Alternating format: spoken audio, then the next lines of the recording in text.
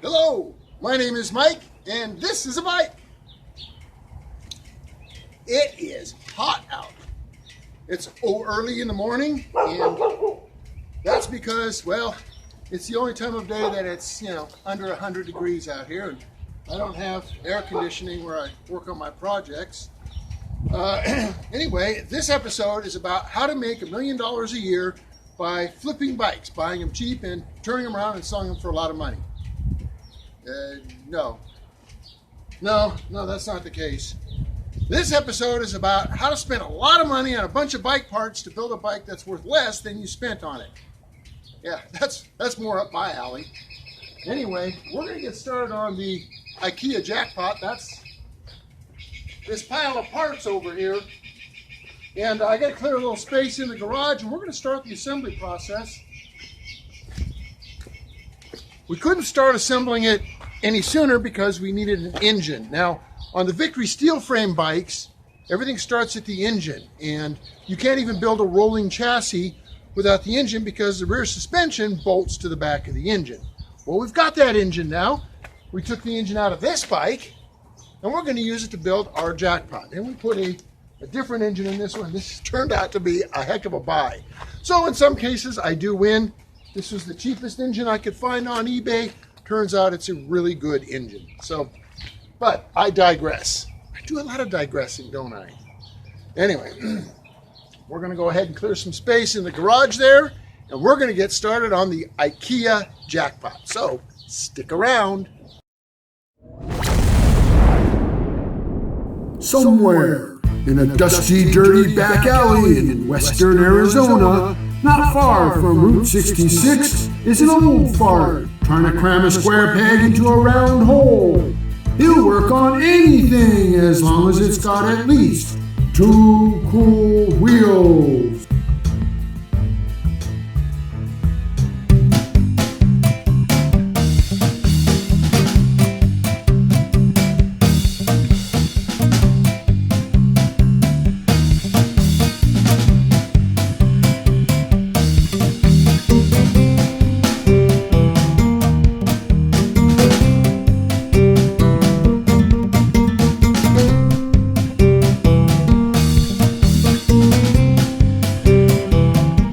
Point, it's pretty straightforward. I just grab a bunch of parts from this pile here and assemble them to this engine here. Well, I don't have any instructions, kind of like an IKEA project where you lost the instructions, and I don't have any bolts. That's going to be a problem.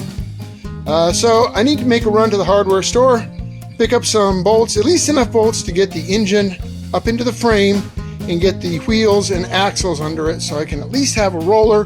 Once I have a roller, I can start adding on more and more stuff.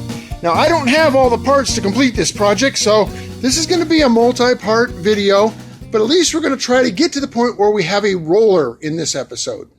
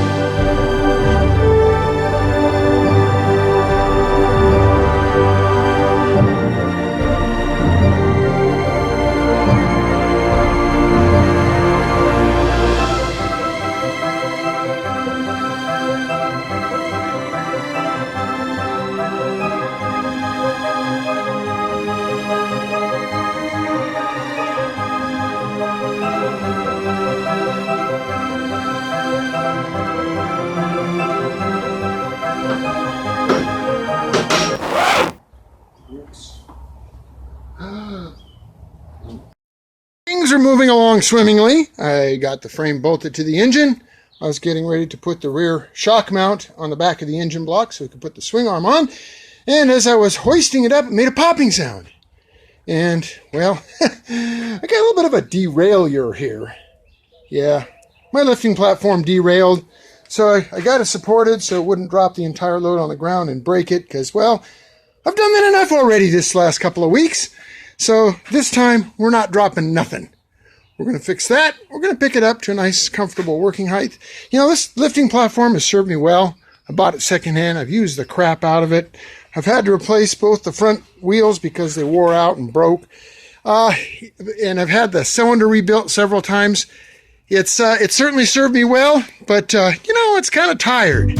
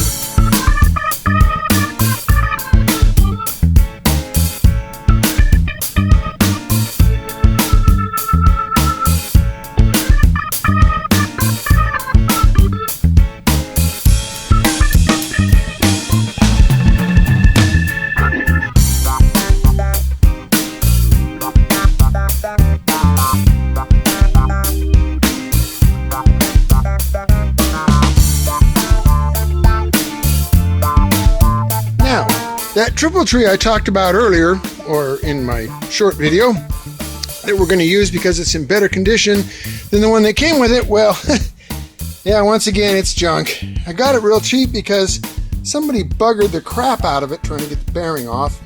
So I've been kind of hammering and filing and trying to make these surfaces a little bit more conducive to a new bearing. But I got to get a bearing for it, I got to put a bearing on it, and then we can assemble it into the frame. Boy, I just don't learn, do I? Well, good morning. It's the next morning. It's dark 30. The sun hasn't even come up yet. And we have to be out here this early because, well, it's 90 degrees already. I couldn't get a whole lot of work done yesterday. The problem being that, well, it was just too damn hot. Run into a couple of stumbling blocks, and I knew this was going to happen because when you start doing projects like this, you never know what you need until you know what you need. And you don't find that out until you start assembling stuff. So I'm missing a bunch of stuff. And let me kind of go through and show you where we're at on this project. And we'll try to make a little progress today, but I've got some parts ordered. And again, that's going to kind of slow us down and hold us up. And we may not be able to get a whole lot more done before we end this episode. Now, I was able to clean this up a little bit. I think it will accept a bearing now. This shaft is a press fit. What I may end up having to do is, because I don't have a press, I may have to take this to a machine shop and get this pressed out and then use the one from the other triple tree. But at either rate, I'm going to need a bearing. So I got that on order. What I might do instead is install this one because it's got, bearings and stuff, even though it's ugly, just temporarily. I mean, it's going to need some work anyway. I've still got to figure out what to do with the parts that are going to be showing here that are so badly pitted. But I may put that in just so that I can reassemble the front end. Now, what I'm going to end up with is kind of a mishmash because the frame, according to the serial number, is a Jackpot, but the Jackpot came with regular forks, not inverted forks.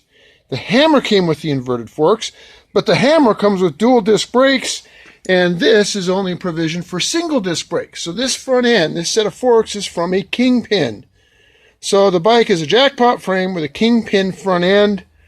The front wheel should fit okay. I do have a Kingpin fender for it. So the bike's going to be a little weird looking. It's not going to really be specifically a Jackpot. And this is again where we find those dilemmas. Do I go online and try and find the correct front end to match the VIN and make it an actual Jackpot? The thing that I'm missing that I have on order is front mount and rear mount. So the engine's only being held at the very back. I don't want to put any load on this frame until it's fully anchored at the front of the engine as well. So I've got them ordered. I also don't have the lower frame rails, so I cannot attach a kickstand yet. I do have one, but it turned out to be bent. So I've got those on order as well. Now, I would like to mount, now that I have the swing arm in place and the rear suspension in place, and you know, I took like 9 trips to the hardware store to find the spacers I need and so forth to make that rear suspension work, but it's in. And I want to put this back wheel on, because then it looks more like a roller. Well, to do that, I got to install this pulley. And if you'll notice, the pulley is, the right size and all. It fits right on there nice. The bolt holes line up. And so I go to put one of the bolts in, and it just falls right through. What the heck? Well, it turns out, even though these are the bolts that would normally hold that pulley on, that on these bikes, the bolts are a different size. Those are too small. I get the right size bolts. Yeah, here we go. That threads in. But the problem then is, well, it doesn't fit in the hole. So I got to hog these holes out. If I'm going to use this pulley, I got to drill those holes out to accommodate a larger diameter bolt. So that's another thing I'm going to have to deal with. And then another issue is, well,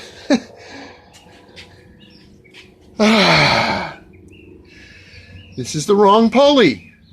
That over there is the right pulley. I should have swapped pulleys before I put it on the lift because, well, I can't really get to it too good. I like to do things the hard way. No, I don't really like to do them the hard way. I often end up doing them the hard way because I didn't think it through and I didn't swap that pulley before I put the engine on the lifting platform. But we'll get it off. We'll persevere. We'll get the correct pulley on it. So, with any luck today, I might actually get the rear wheel and the rear pulley put on.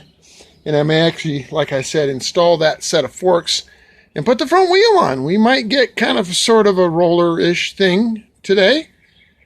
So we'll give it a shot. And before I melt, I'm going to go get a nice cold beverage. Normally I drink coffee in the mornings. I think this morning it's going to just be water. It's just hot, guys.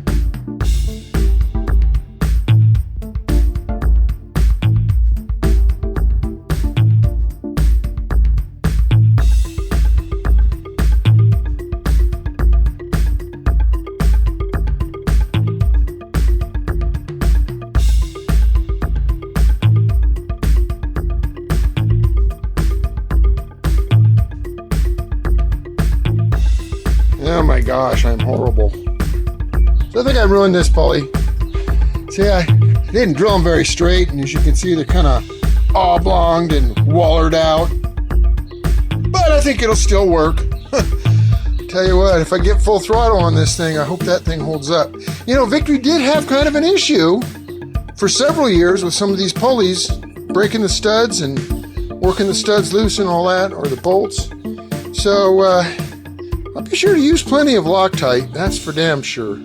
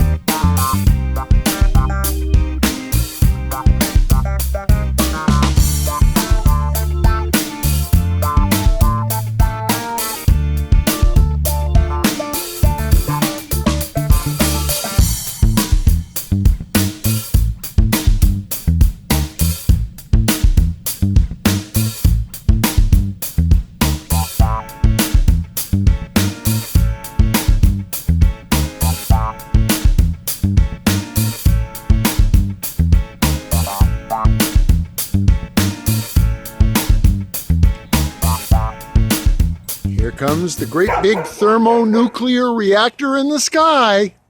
Get ready to make it even hotter. It's the great big thermonuclear reactor in the sky. It's the great big thermonuclear reactor in the sky. It'll radiate your eye and your skin will fry. It's the great big reactor in the sky. I know. Don't quit my day job. Sorry, guys. I just, had to get that little tune out.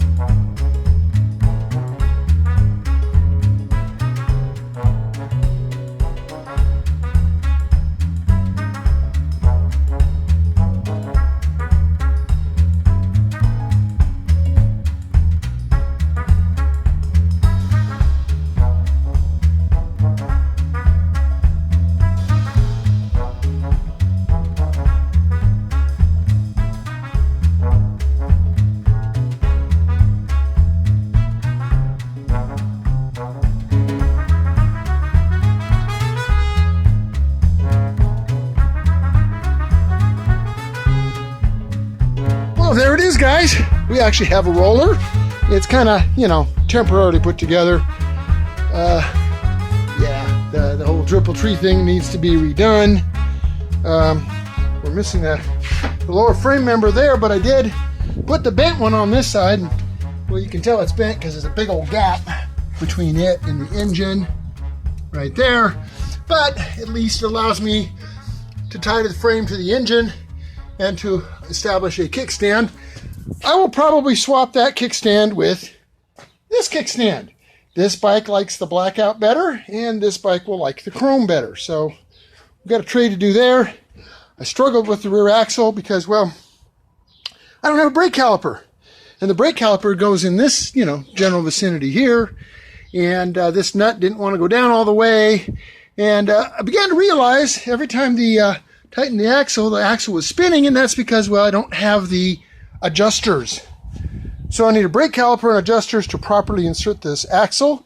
And then I also found that neither of these belts is the correct size. Based on the listing, one of them should have been the 141 teeth, I think it is. So I've got a 141 and a 139. One's too long, one's too short, so I need something in between. But at least now the bike can be moved around. We can roll it in and out of the way. Most of the time it'll be rolled in the way because, well, you know, I don't like to have enough space to work. But, you know, we can kind of shove it back in the far corner if we need to, where some of the functional bikes are currently residing. So we finally have a roller. That pile of parts is now starting to actually look like a motorcycle. Now, we're waiting for some parts to arrive. Once those parts arrive, we'll start putting them back on, and we'll make more and more progress as we go, and eventually this will be a nice, rideable bike. So please stay tuned. Come back for the next episode. Like, subscribe, and share, and help me grow my channel. I need to get a little bit of, you know, notoriety from YouTube, so they'll, like, you know, give me some money. That would help me build stuff like this. So until then, ride safe.